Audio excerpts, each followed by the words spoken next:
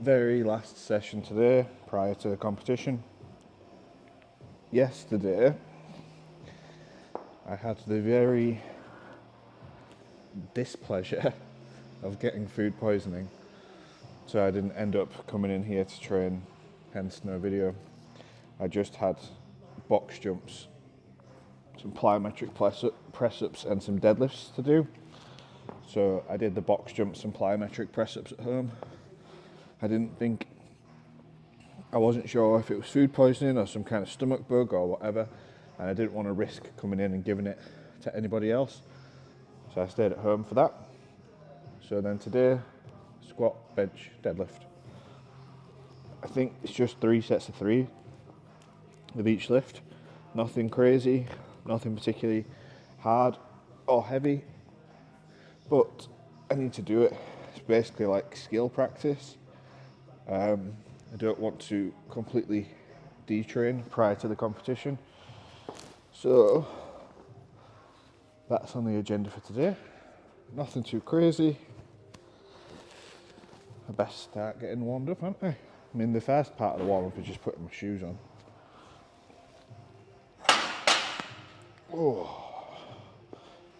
Always super tight at the minute. I am looking forward to, even though I'll be going into another comp prep, like the initial phases, I'll do more mobility work and stretching and stuff. I'm looking forward to that. I must say,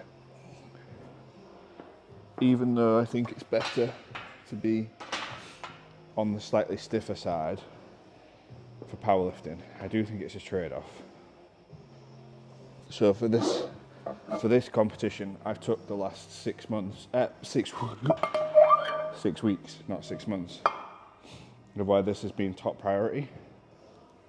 Whereas going into the next one, it's going to be about 12 weeks, but it's also going to be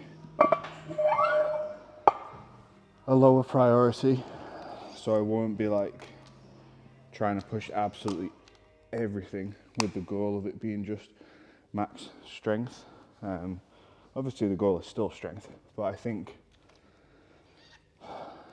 well, I mean, we'll see how this weekend goes, because with having the food poisoning, I was 94 kilos on Tuesday, and I was 89 kilos on Wednesday, which is yesterday.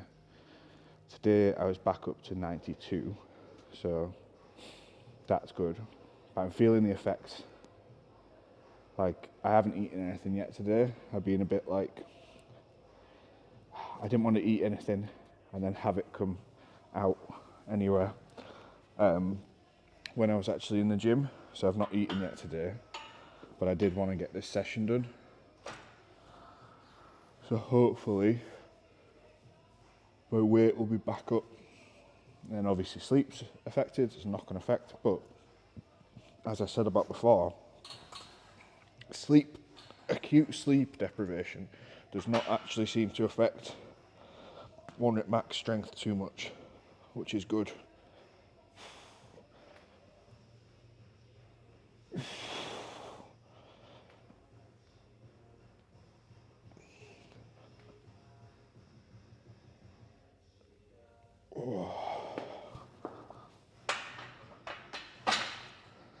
So, even with like, I think if you've done all of your prep properly, even if you get something that throws you off right at the end, I don't think it should be like taking off tons and tons and tons, because like, even with the training, the taper's not magic.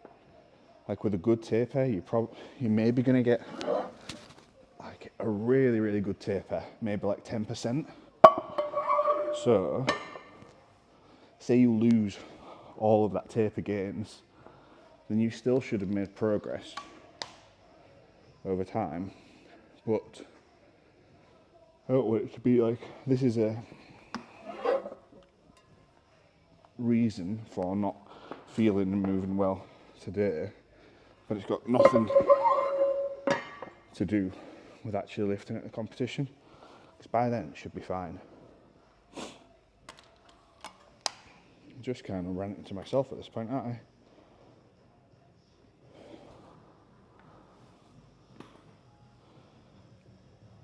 So my question to you is, when I start again after this competition, should I stick with just training sessions, or should I try and do video every day? Because with changing my training and stuff such that I will be doing more mobility work and whatnot, that means I'll be doing something every day. I don't think it'd be particularly exciting though to see me stretch for half an hour or whatever. Oh, can you tell it's about 7 o'clock this morning? That's something else I need to do better, is organise my diary. But moving house will change a lot of things there, because travel won't be as much of an issue. So it takes me an hour and a quarter to an hour and a half to walk in here, depending on the day. Can do it in less than an hour if it's dry, but when it's wet, I have to go a different way. So it takes up more time if I have to walk here and home. I don't realistically have that much time to spare on training days. So then the other option is that I need to drive in. But Rach needs the car these days, and she needs to be out early. So it's combining the two together.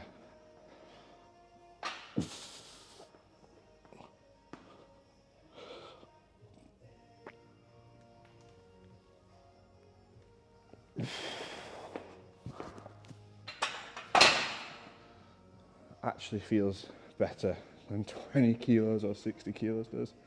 So anyway, so it's a case of changing my training times and stuff in my diary. So let's call it an hour, because it'll make it simple. So it's an hour walk into the gym, and then obviously I need to train, and then an hour walk home as well. So I can't remember what working weights are. 150, I'm going to be naughty. So it's an hour walk. No, I'm not. I'll do it properly, because I should. So anyway, it's an hour, call it an hour walk in, an hour walk home, and there's time for training. But then the other thing is, that also means I need to bring my laptop with me, because that's more stuff to carry, which is not a problem. But when it's chucking it down, at the moment, I don't have a waterproof way of carrying my laptop. And the other thing is, the nature of the route is that it gets all flooded. So, to the point of where I got a taxi home the other day, and the driver wouldn't actually take me the whole way because our road was flooded. So I had to get out and sort of almost wade my way through some of the fields to get home instead. So it's a case of managing my diary such that I can get in and train, but not have to be stuck all day either without my laptop or just stuck here, because I'd have to get home at some point eventually. I don't know what my point is here. I'm just thinking out loud. I can't seem to get these set up either. So when we move, I think it'll be much easier to manage, because I'm going to have a small home gym set up, and where we're moving to will mean that Rach doesn't need the car so much either. So I'll have the car there most of the time, so that will save time. And then when I move, I'll come in here 1 or 2 days a week, but it'll be a drive in, and it'll be only 1 or 2 days, so I can make sure it correlates with when I'm coaching people. And then I can do the training sessions on those days in here, but I would do them, like I would come in for the whole day, and because I'm driving, I can bring my laptop and whatever else I need to. So I'm like here for the whole day, instead of just coming in to do work or train or whatever, and then going home to work.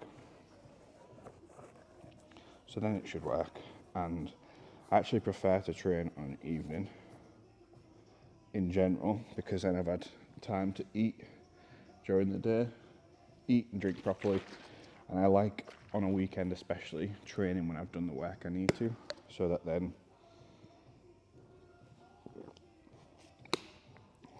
when I'm done, I can just eat, relax, not have to think. So that's another thing to do as well. And then my diary, I need to reorganise that. Sounds like a lot of stuff. It's not really that much stuff. I need to reorganise my diary because we are getting a lot of people wanting to come train here, which is fantastic, but I don't have the time to talk to every single one of them anymore. But one of the whole things about here is that we basically vet people that want to come train here to make sure this is the right place for them, and to make sure that they're going to get on with our members and vice versa. Like, it's not really a big thing, but like, I just want normal people, you know, people that actually are reasonable to get on, want to do some exercise. So it's talking to them, making sure this is the right place for them and whatnot. I need to figure out a way to manage doing that. One thing I've been thinking about is just blocking off the appointment times to make them shorter. So that's an easier way, that's a simple way of doing it. But then also, if I don't have the travel time, this has got nothing to do with my training right now, has it? So, knee sleeves go on at 140. That's the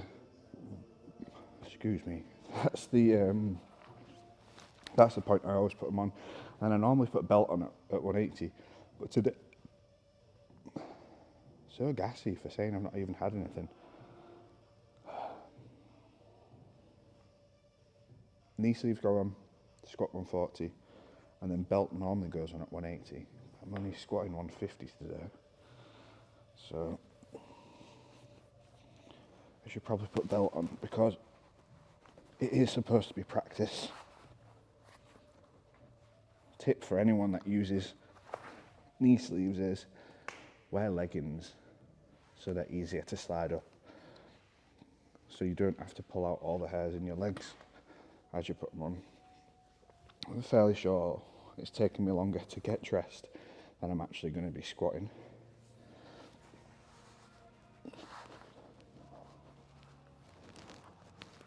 Obviously you can't do this in competition. They're not too bad to get on. I just make sure I put them on before I start getting sweaty. So like I say, it doesn't pull out the hairs in my legs. Finding that with not sumo deadlifting, I'm not stretching to get into that sumo deadlift position, so that my hips are getting tighter. But my hips being tighter is helping me with the rebound on the squat. So this again is one of those trade-offs of that.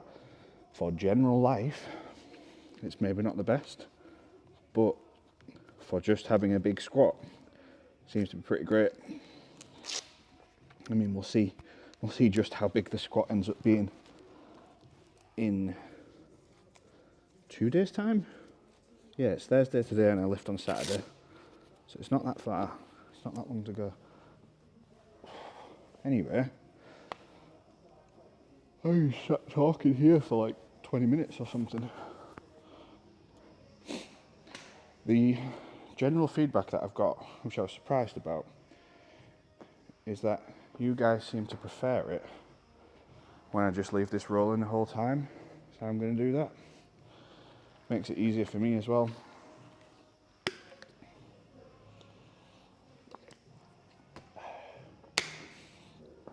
Right then.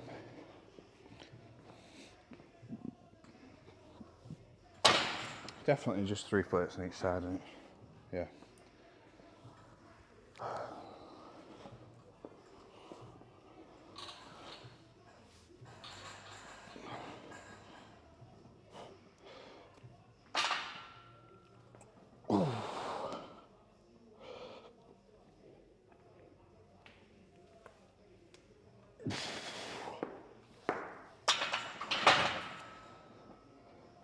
Yeah, it's 140 in it. So 150 is going to be the working weight. It's just 3 sets of 3. Just going through the movement. Also, I normally would squat during the week, and then obviously have the big squat session on a weekend. So even just the things of like getting my shoulders into position are relevant. So making sure I still do this.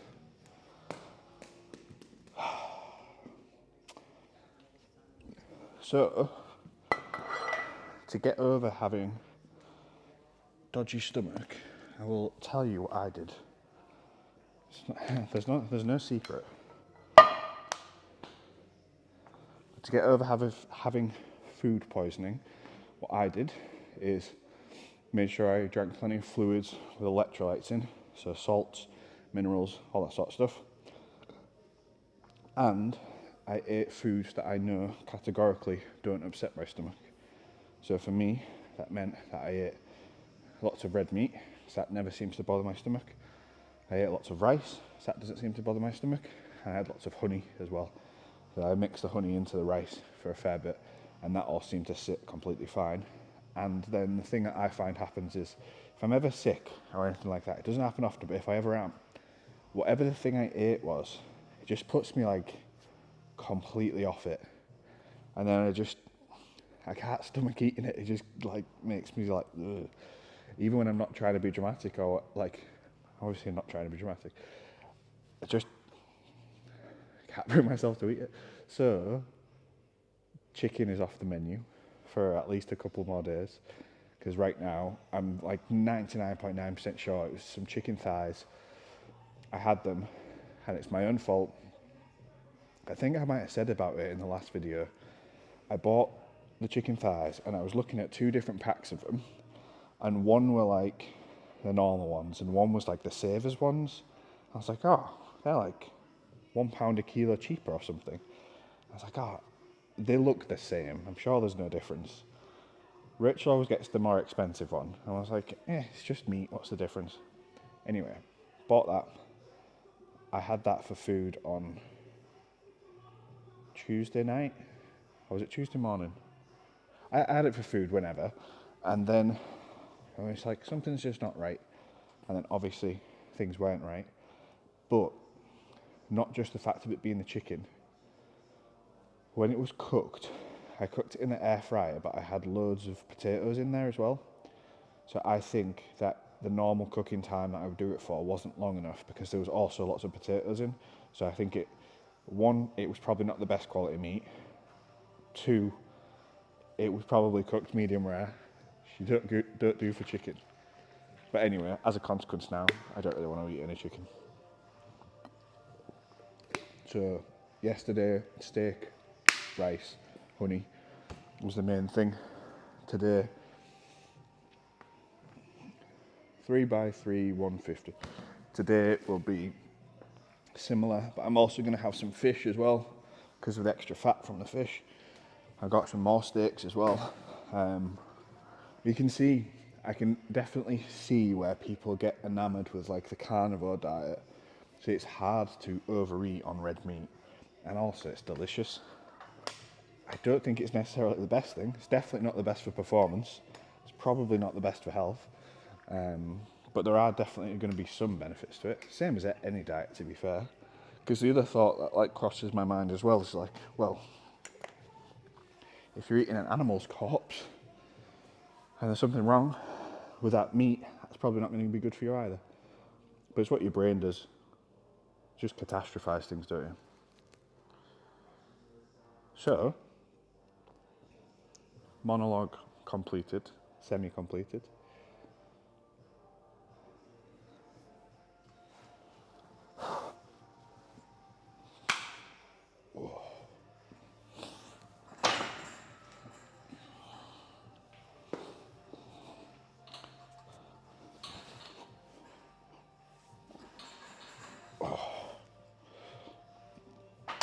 I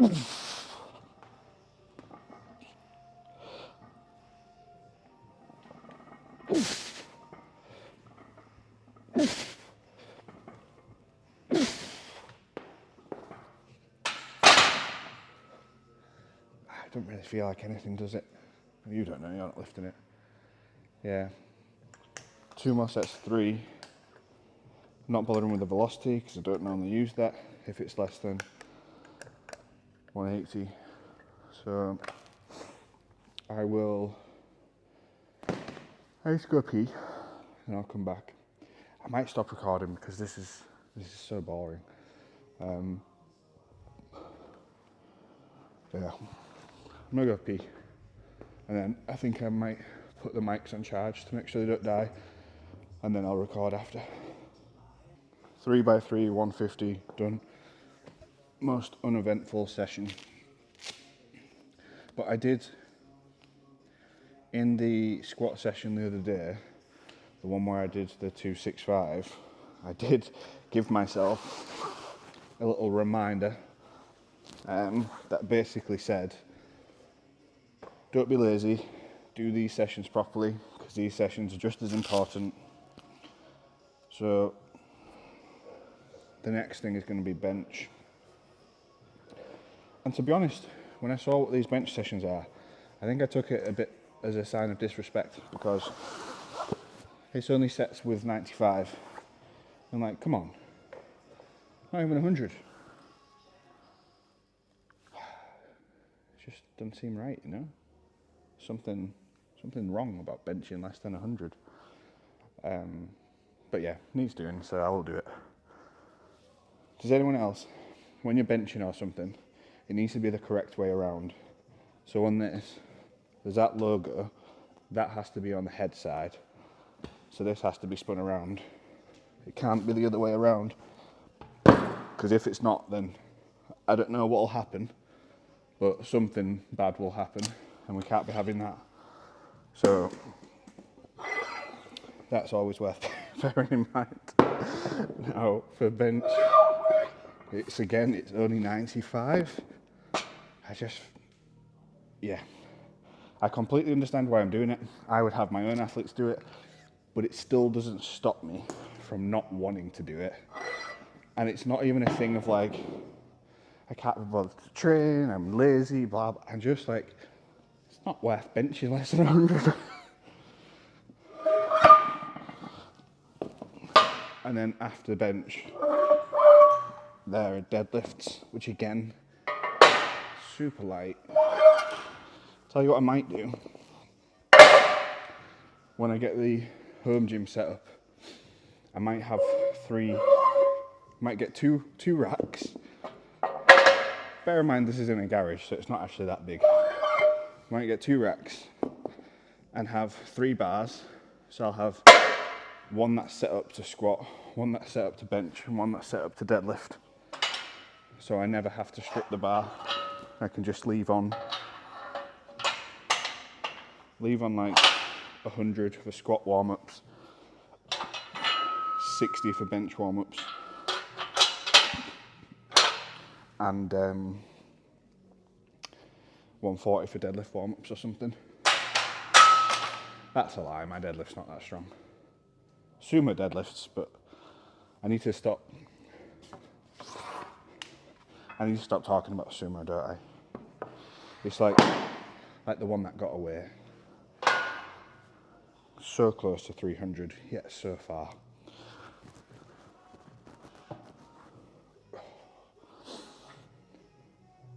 I see people do the thing where they go over the bar. I used to do that when I was young. And now, I'm just like, nope, it's not worth the risk. If that falls out, that's probably why I'm only an average lifter, because I don't want to make silly risks like that. Who knows? I don't know.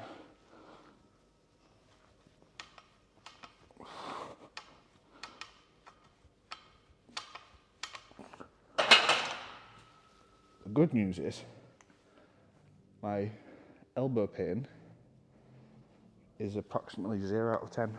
So that's how it should be. and I move you here.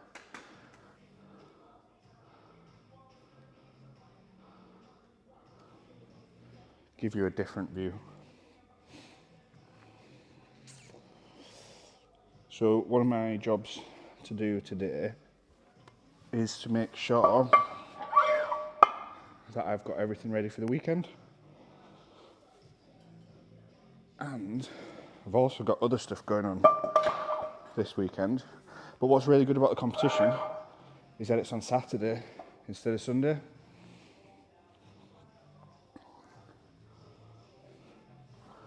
So it means that Sunday so I can do a bunch of work and whatever else. So let me just do this and then we'll chat some more. This is basically just a monologue with like one set of one exercise or something.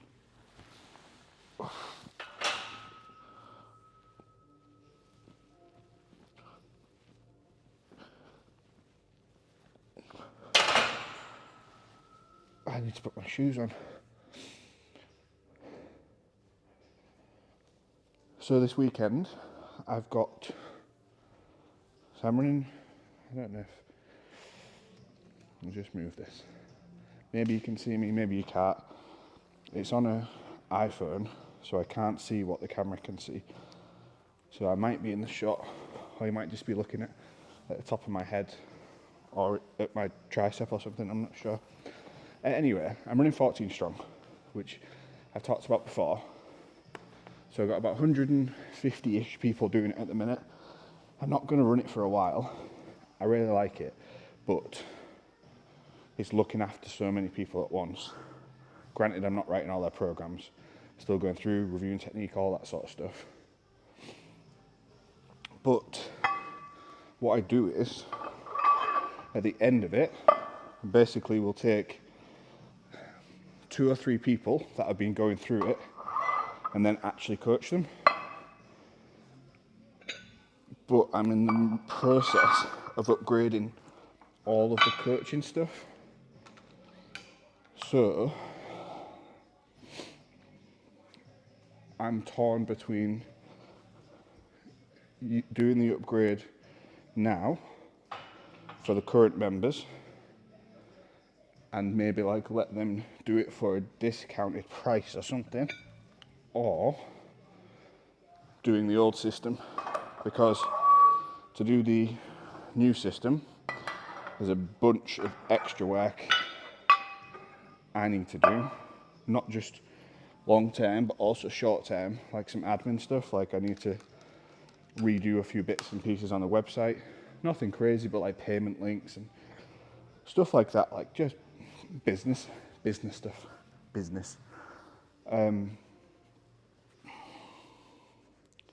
Or leave it as it is for now. I think I might leave it as it is for this week, and then next time I do the new version, maybe around March. Yeah, I think March would be a good timeline. So what I'll do is do this set and then carry on talking absolute nonsense. This is another thing of why I sometimes prefer to train later on, is because I would have already dealt with this stuff today and I would have the plan laid out instead of it being the beginning of the day and knowing that this is on my list of things to do today. Right.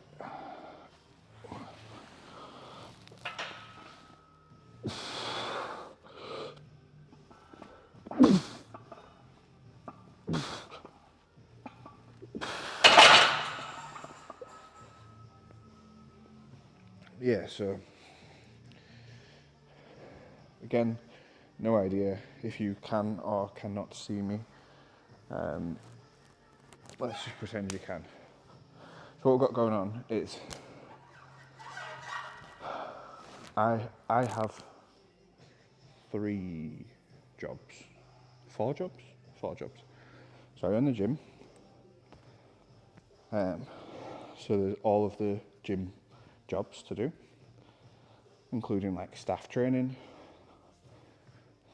acquiring customers, looking after customers, all that sort of stuff, making sure everyone's getting healthier, happier and stronger.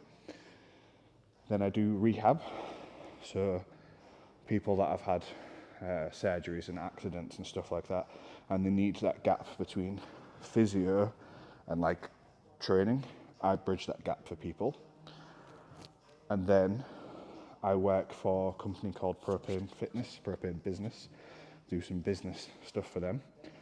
So it means we help other coaches with their businesses. I really like that. And then I have my own online business where I work with, it's not just men, but it's primarily men that want to become like the strongest in their gym. So like, I'm not talking about like in a powerlifting gym, but like, so if I go in basically any commercial gym, I'll be the strongest one there. Obviously, not always, like not if I went to like a hardcore gym or something like that, but like in a normal gym, you're not seeing many people that can squat 6 plates or deadlift 6 plates or bench 3 plates plus. So it's helping people to get to kind of that level of strength. So between them all, it's balancing and making sure they're all done at the right quality. And I realised yesterday, so I did the work that I could do, that I could concentrate on, and then I had like 3 hours off, and I was so bored. I tried to watch TV, and I was just like, well, this all sucks. I tried to read, and like, I can read stuff if it's about something I want to learn, but just general I just got bored. I was just like, what do people do? Just without working on something or training. I played my guitar for a bit as well, but then obviously with not feeling great, like I kind of gave up on that because it was making me feel more nauseous. But like, needs something to fill the time, you know?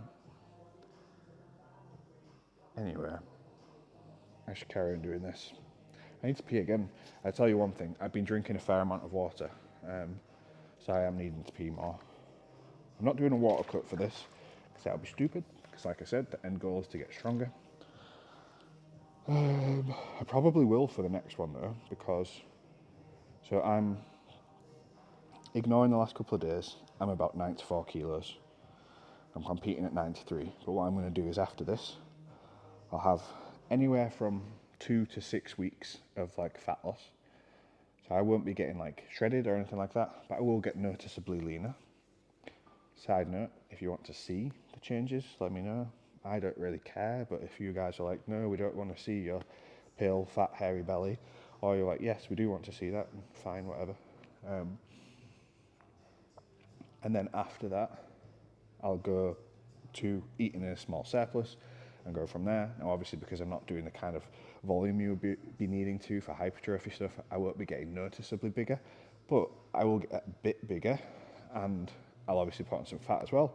That's fine, but so I'm hoping, so say I'm 94 now, I'm hoping to be 95 at a similar body fat the week before the competition, and then for that competition, then I will just do a very, very, very small cut, probably just like a gut cut or something. So basically just, instead of having my normal foods, I will just have lighter versions of them. So for example, instead of having maybe a kilo of potatoes during the day, which wouldn't be unusual for me, I might replace those carbs with Haribos or something, because the physical weight, kilo, a couple of 100 grams, like it's just less food in your gut. The day before, I wouldn't have loads of vegetables and things like that, because it's just taking up more weight. And then I would probably have my tea a couple of hours earlier than normal, and that's it really. So nothing crazy, but it will help just to get that couple of kilos off, weighing under 93, rehydrate, refuel, whatever, and then go and lift. Anyway, a couple more sets of this. Honestly, I've spent more time talking than lifting today. I don't know if you can see, right? On these videos, you maybe will or won't notice, the start of the video, you'll be able to see what like energy state I'm in, whether it's high or low or whatever. Then over the course of the video, talking to myself, and this is almost like therapy, if you like, where like more and more and more and more stuff comes out over the duration of the video. I get more and more upbeat. it's a strange phenomenon, because then I will leave here knowing that I've done something productive because I've trained. So I've trained, I filmed this, which is helpful for all the businesses and stuff. It's helpful for people that are new to the gym but can't come work with me and whatever else. It's helpful for people trying to bridge that journey. And also, like, so one of my friends was saying he watches it, he'll just put it on in the background when he's doing work and stuff, and it's helpful for him as well. So if you're watching Vozzy, then hello. And I'll leave feeling like I've done something positive. So it's good. Right, pee again, then more bench. Look at that hairline. It's been like that since I was about 3, I think. Right, anyway, I came back, I benched. I did 2 more sets of bench. Most of my hair's coming out now. Did 2 more sets of bench and deadlifts. Just 3 sets of 3 again. Nice and easy. I didn't film it because it's a bit boring. To be honest, I just put my headphones in, got on with it. It took about 10 minutes to do it all. Now I just need to tidy up the weights and stuff. And then I'm going to get the stuff packed for the weekend. I have like a full video which I made for my athletes of like what to prep for competition and stuff. If you want me, I will share the link of that somewhere around here. But I need you to comment to say you want it. It's a recording, there's a presentation, there's a whole thing, super handy. Just download a document that goes with it of I need to take this, and this to the competition. There's some stuff on there that like you wouldn't think, I'm told you wouldn't think, I would think, but like toilet roll. Always take toilet roll to a competition because you never know when they're going to run out. If it's in a gym, they've only got 2 toilets and you've got 100 people there with nervous stomachs and whatever else, like take some toilet roll. Anyway, I'm going to go do some work and sort out my diary. You'd be very pleased to know. So I've got the camera on the selfie mode now, and you can see how ridiculous all of this is. So I look like Sideshow Bob or something. I will see you guys. I think the next video will be on Saturday, actually at the competition. I don't know how much filming I'll be able to do or not. I'm not sure. I'm going to be focused on lifting. At worst case scenario, I'll get Rach to film my lifts and go through it from there. I think I've settled on, as long as I start to feel okay in the next 24 hours, I'm going to open on a 250 squat, a 150 bench and a 220 deadlift with a view to hitting a PB. Well, the squat opener will be a competition PB. The bench 157 will be a comp PB. The deadlift 247.5 will be a PB. So I'm probably going to deadlift 220, 247.5 as the second, as long as everything goes fine. The squat 250, and it depends how the 250 goes. It sounds silly, but if the squat's moving really well, I'll probably jump to 265, so that then I can jump up to 272 maybe. Oh, that sounds insane. I don't know. If the squat's not moving well, then obviously I won't jump that far. Bench as well, I would love 160, but opening with 150 sounds mad as well, doesn't it? I normally open so light that it doesn't concern me, but relative to my training, they're decent. I think I need to stop thinking like I'm someone who has a 600 total and start thinking about as if I'm someone who has closer to a 700 total.